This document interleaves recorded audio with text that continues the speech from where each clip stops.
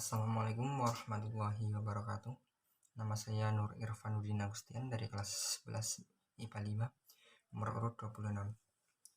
Di sini saya akan mempresentasikan proses terjadinya minyak bumi. Yang pertama yaitu proses terjadinya minyak bumi.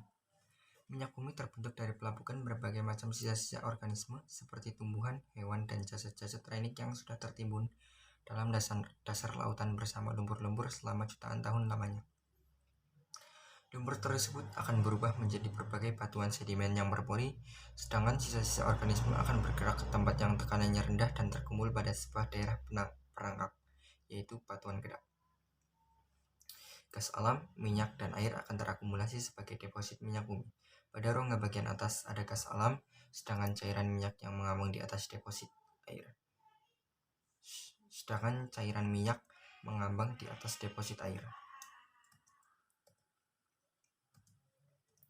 Komposisi minyak bumi.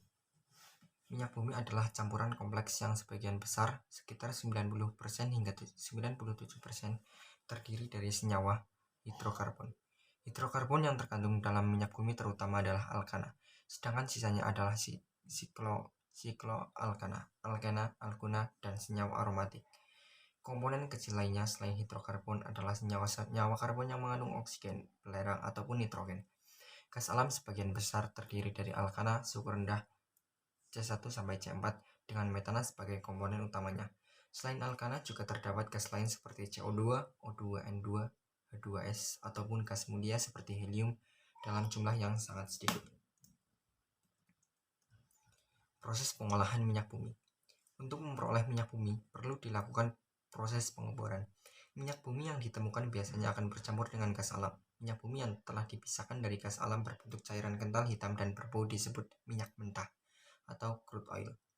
Minyak mentah ini masih belum bisa dimanfaatkan secara langsung.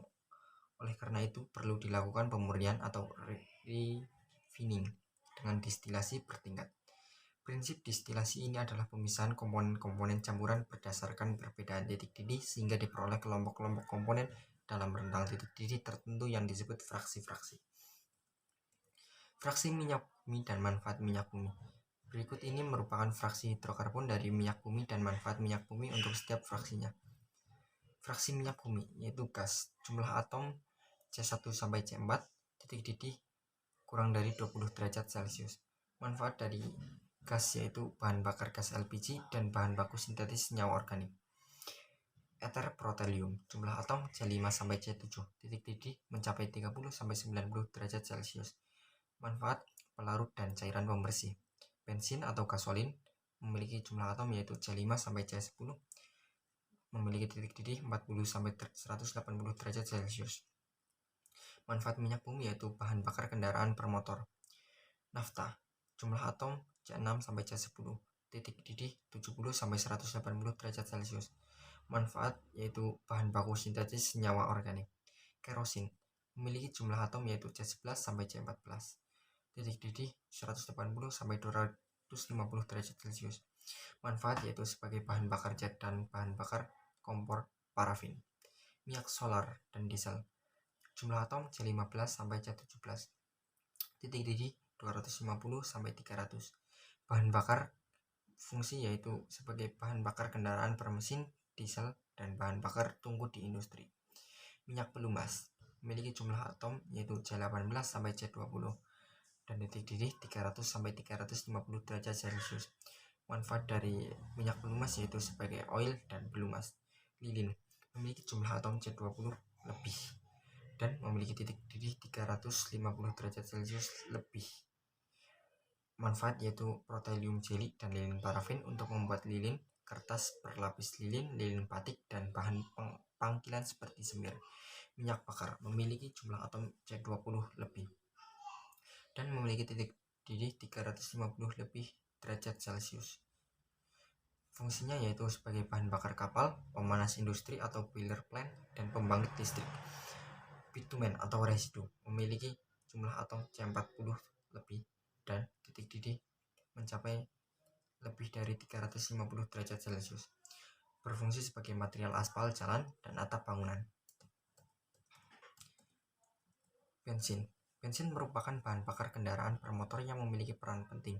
Di Indonesia tersedia beberapa jenis bensin, misalnya premium, pertamax, dan pertamax plus. Setiap jenis memiliki mutu yang berbeda. Mutu bensin ditentukan oleh efektivitas pembakarannya di dalam mesin. Mutu bensin mempengaruhi ketepatan waktu pembakaran sehingga tidak menimbulkan ketukan atau knocking yang mengganggu gerakan piston pada mesin. Ketukan dapat mengurangi efisiensi bahan bakar, menyebabkan mesin menggelitik dan bahan bakar dan bahkan bisa merusak mesin. Mutu bensin biasanya dinyatakan dengan bilangan oktan atau oktan number. Bilangan oktan ditentukan melalui uji pembakaran sampel bensin sehingga diperoleh karakteristik pembakarannya. Karakteristik tersebut kemudian dibandingkan dengan karakteristik pembakaran berbagai campuran N-heptana dan isoktana. Nilai bilangan oktana 0 ditetapkan untuk N-heptana yang mudah terbakar dan menghasilkan ketukan paling banyak. Sedangkan nilai 100 untuk isoktana yang tidak mudah terbakar dan menghasilkan ketukan paling sedikit. Sebagai contoh, suatu campuran yang terdiri dari 25% N-heptana dan 75% isoktana akan mempunyai bilangan oktan 25/100 dikali 0 ditambah 75/100 dikali 100 sama dengan 75. Jadi Pertamax dengan bilangan oktan 92 akan memiliki suatu bensin yang setara dengan campuran 92% isoktana dan 8% N-heptana. Secara umum, bensin yang mengandung alkana rantai lurus akan memiliki nilai bilangan oktan lebih rendah dibanding yang mengandung alkana rantai bercabang, alisilik ataupun aromatik. Sebagai contoh, N-heksana memiliki bilangan oktan 25, sedangkan 2,2 dimetilbutana memiliki bilangan oktan 92. Fraksi bensin dari hasil penyulingan umumnya mempunyai bilangan oktan sampai 70 yang tergolong relatif rendah. Oleh karena itu, ada beberapa hal yang dapat dilakukan untuk menaikkan bilangan oktan.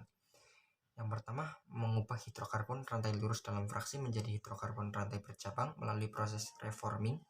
Yang kedua, menambahkan hidrokarbon alisilik ataupun aromatik ke dalam campuran akhir fraksi bensin. Atau yang ketiga, menambah zat aditif anti ketukan ke dalam bensin sehingga memperlambat pembakaran bensin.